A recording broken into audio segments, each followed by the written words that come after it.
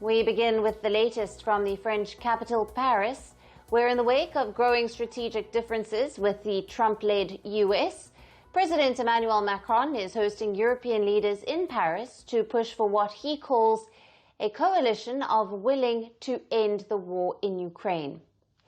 Now, standing beside the visiting Ukrainian President Volodymyr Zelensky, Macron said that Kiev took, quote-unquote, risk of peace by proposing the 30-day ceasefire with Russia, a proposal Macron pointed out has not yet yielded a response from Moscow. Speaking ahead of a summit that aims to bring together leaders from 30 nations, Macron defended the idea of a European force that could be stationed in Ukraine to discourage potential Russian attacks on Ukraine after the end of the current war. Quel est le mécanisme? All in all, Mr. President, you took the risk of peace by proposing and accepting this 30-day ceasefire in the air and on civilian infrastructure. To date, Russia has provided no solid response and by its actions has shown its willingness to wage war and continue the aggression.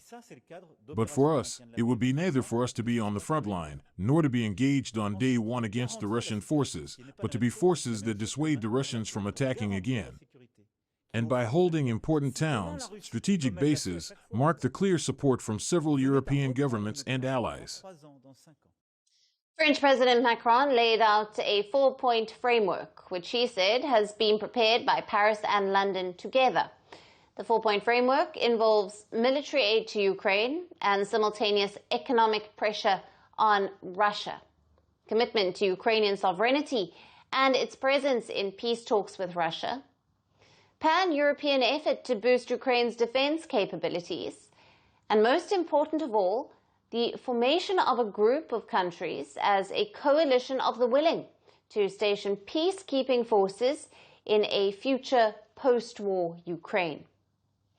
It was not immediately clear which countries are buying the idea of being in this coalition of the willing, but President Macron hopes to sell this idea to NATO's critical but most prominent pro-Trump ally, Italy's Prime Minister, Giorgia Meloni.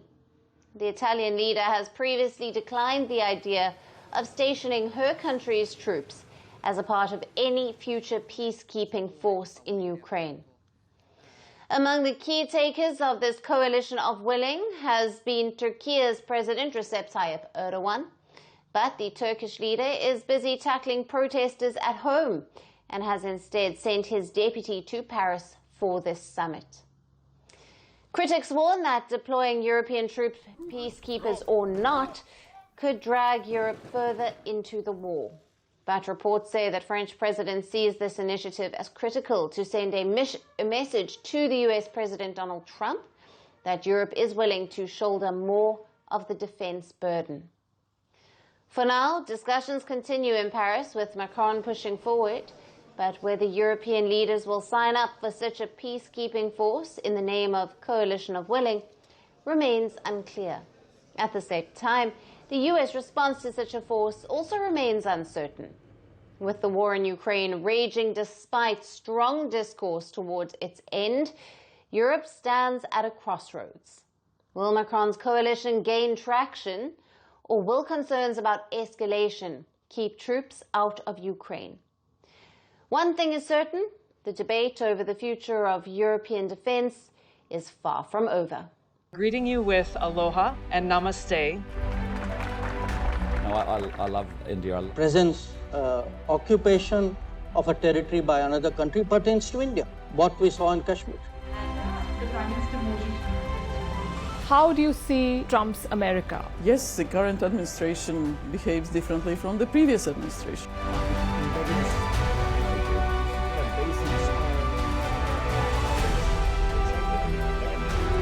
Are you saying that there are foreign powers who are trying to bring down the current government in Syria? Exactly. Bluntly, Iran, maybe Russia too. Prime Minister Modi committed to South-South, cooperation. Not over 50%. Is Ukraine prepared to pay the price for that peace? No compromises at the cost of territorial integrity and sovereignty.